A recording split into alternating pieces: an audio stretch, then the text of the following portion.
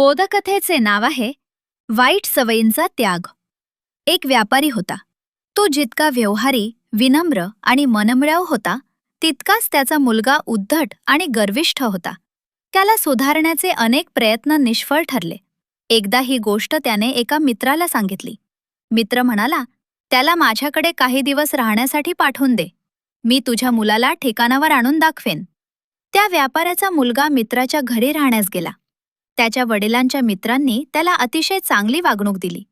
एकदा ते त्याला बागेत फिरावयास घेऊन गेला असता 1 फूट उंचीचे रोप त्याला उपटण्यास सांगितले.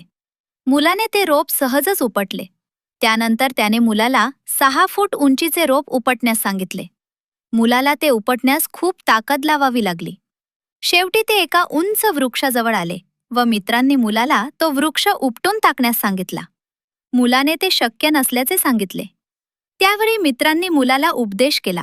तो म्हणजे असा की आपण एखादे वाईट कामाला सुरुवात करत असतो तेव्हा त्यापासून दूर जाणे शक्य असते, पण मात्र त्या कामात जर आपण खोलवर गुंतून गेलो की आपल्याला त्यापासून सुटका करणे अशक्य असते.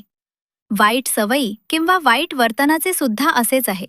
जोपर्यंत सहज शक्य आहे तोपर्यंत वाईट वर्तन किंवा सवय सोडलेली चांगली असते.